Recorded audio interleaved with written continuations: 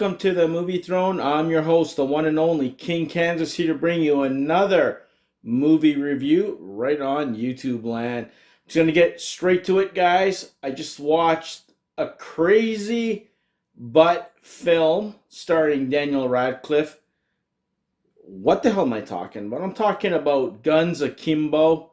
It was released, I believe, September 9th, 2019 by Saban Films. It's about 90 minutes long, and trust me, it was packed with a whole bunch of crap all into one. The best way I can describe it to all of you guys without spoiling it, like as I do a little non-spoiler than spoiler, you guys know the drill by now, is that it's crazy. It's like Death Race mixed with Fight Club, with video gaming. It was all put into one, basically. It's like watching a video game and people getting killed and going after each other, pretty much. Sounds stupid. Trust me, it's stupid, but it's stupid fun in my personal opinion.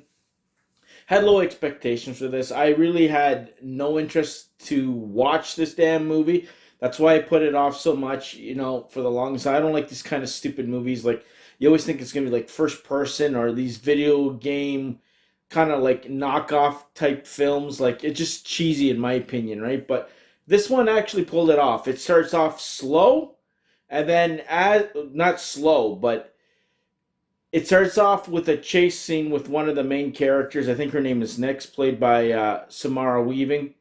She's going after somebody, and you slowly realize that maybe she's playing a video game that is watched by a whole bunch of people. So like I said, it's like Death Race mixed with a whole bunch of, like that movie with Gerard Butler. I can't remember what it's called. Gamer. That's what it reminds me of. But to a high level, the main character in the movie is played by Samara Weaving, Nix.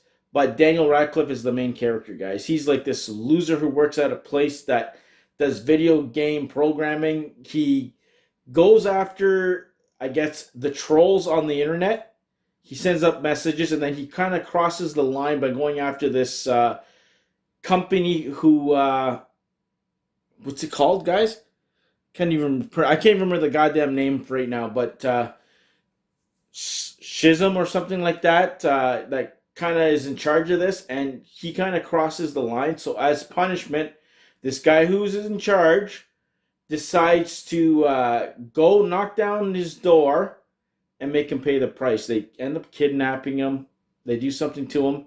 And then he's tossed right into the middle of this game that he so despises, trying to not only save his own life, but to save his ex-girlfriend's life as well, while trying to survive and figure out how things work. And I'm telling you, at the beginning, you're like, okay, here's another stupid movie, but then things start to pick up. The last 10 or 15 minutes of the film are good. It's shot well, special effects, you've seen it before. Like I said, they've taken parts of here and there of different other movies like The Matrix and Gamer and Death Race and all, and put it all into one.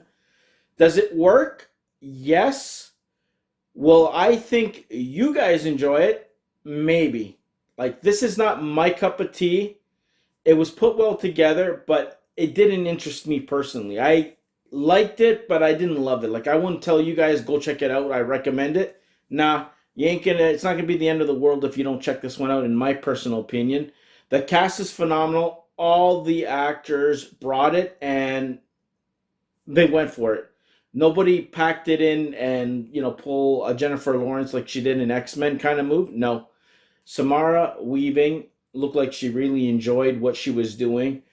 It's very gross, very sick. Heads get cut off here and there, guys. It's, I believe it's 18 plus, so it's not for the kiddies, so don't let the kiddies watch this. Cast members was Daniel Radcliffe. You don't know who Daniel Radcliffe is? I feel sorry for you. Harry Potter. Samara Weaving. You got Ned Dennehy, Natasha Bordizzo, that plays his girlfriend Nova.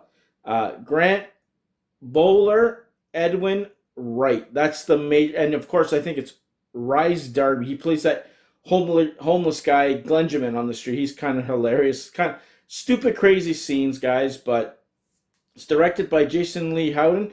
You'll know him from a little movie called War for the Planet of the Apes. He had something to do with that, so I'm just going to leave it at that. But that's your cast. My final thoughts in the non-spoiler portion. Check it out. It's only an hour and a half. It's not that long. Is it the end of the world if you don't check it out? No.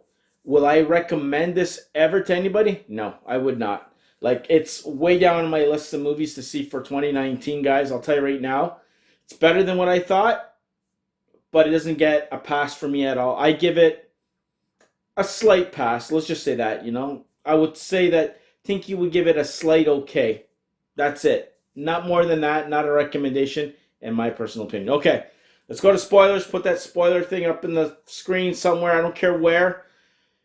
Opening of the film, guys, begins with Samara Weaving's character, Nyx, chasing some guy, killing people in a car race scene like that you've seen typically in all these kind of movies here. Like I said before, it's kind of like Gamer mixed with Death Trap, Fight Club, and a whole bunch of video game movies put into one. Let's just say that. It's very violent, very gory.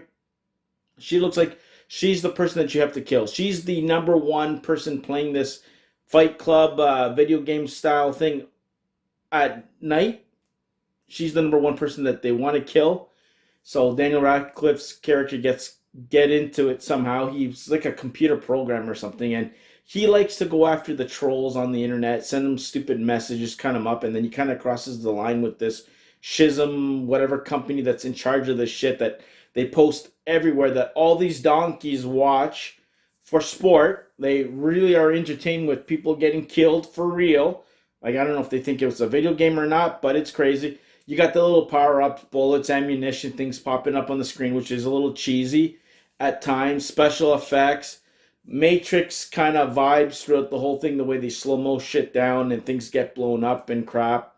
You got Nyx, the main character, who's connected to one of the cops who, I guess you learn later in the film that his family got killed and she's a sole survivor. So she's the daughter of one of the cops who gets killed near the end of the film. The last 25 minutes, he gets a bullet in his head. Spoiler, who cares? Useless anyways. You think that he would survive and kind of help Daniel Radcliffe's character take out whatever? Nope. You find out Daniel Radcliffe broke up with his girlfriend. She's kind of doing her own thing. She wants to draw a comic book and shit. She ends up getting an idea for this comic book later on, and a superhero, basically him, called. That's how they get the name of the film, Guns Akimbo. It's Miles, played by Radcliffe's character. That's where she gets the name, and she basically, whatever happens in this movie, she ends up writing a comic book at the end. Whoop-de-doo. But anyways, and he ends up going after the different organizations that kind of widespread from the Skizm. It was in North America in a sense, and it kind of spread everywhere. The guy who's in charge gets his due. Trust me, he ends up getting left off the stupid building, and he dies from Daniel Radcliffe. So basically the way the whole movie is, guys, from the beginning, right from, I would say, a quarter into the film, right to almost near the end, is you have this Nyx character, Samara Weaving's character, going after Radcliffe because she has to kill him in order to be set free by the guy who's in charge, bites the bullet later. They end up teaming up later on. They kind of try and pull a fast one. They go to rescue Radcliffe's ex, who got kidnapped, unfortunately, because this other guy, the guy who was in charge, just wants ratings. He wants them to kill each other, but, he was not going to let that happen. So they end up setting him up. They end up breaking into the main headquarters where they're filming, with the drones and all this shit, posting it everywhere on Instagram and whatever you can feed, YouTube and shit. And they end up finding him, raise hell. That's when you get the Matrix vibe, shit blowing everywhere. You got her losing her fingers and kind of like picking her finger up to give Radcliffe's character the finger after. Stupid, cheesy, fun. Like I said, it's gory everywhere. It's stuff that you've seen before. It's nothing that you're going to miss and go, oh my God, what the hell? I have to watch this film. No, it isn't. The guns are nailed to Daniel Radcliffe's hands. And that's kind of funny at the beginning. He's like, how does he pull up his pants without shooting off any body parts or going to the washroom? He meets this homeless guy on the street called Glenjamin. It's kind of funny because, the king knows somebody who he's called Glenjamin. It's kind of funny how this kind of comes right in my face full circle. People who know me know exactly what the hell I mean by the whole homeless character and whatever, and the name itself. It's friggin' hilarious. I don't know how the hell that happened, but it's kind of funny when I look back at it. But he kind of gives him a little bit of advice, and near the end, he sees him as he drives by because he's going to be like Blade going after everyone else who decides to take this up and puts an end, gets the guns removed from his hands. His ex is not with him. She ends up doing her own comic book and shit like that. So you got some funny scenes, some action scenes, some shit gets blown up, some gross scenes, everything everywhere. You know, the good guy, the nice guy, Miles, ends up winning at the end of the day, which is typical. Like, that's how this movie is, right? And like I said, the cheesy elements with the games and stuff was cool.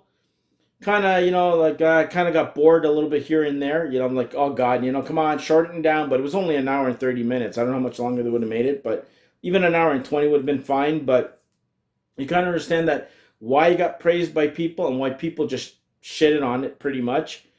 It's an okay film. Nothing that I would highly recommend personally. Would I think all of you guys like it? Some will, some will not. It's a 50-50 split in my personal opinion for all of you guys if you're going to like it or just pass on it. I don't really recommend it, but I do say it's still a good movie. It's not a great film. It's nothing that you're going to be like, my God, I got to see that film from 2019 because if I don't, it's going to be the end of the world. None of that crap. So there you go. That is my review on Guns Akimbo starring Daniel Radcliffe. I hope you guys enjoyed it. Check out my other content right here on the Movie Throne. And just to give you guys a heads up, moving forward, guys, starting from next weekend on into the new year, there'll be one review every Friday from myself. There won't be this 2 movie review business. It'll be Fridays for not only the Movie Throne, but the podcast Outlaws. And of course, if you like the figure review stuff that I've been posting on TKCV Reviews, every Friday moving forward, whether it's a new video or old video, you want to find me on YouTube, tune in Friday, basically. Times to check, 10, 11, and 12.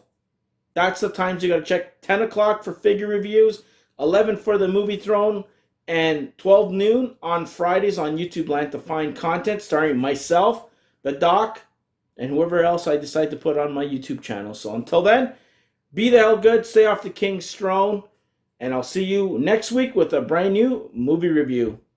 Take it easy, guys.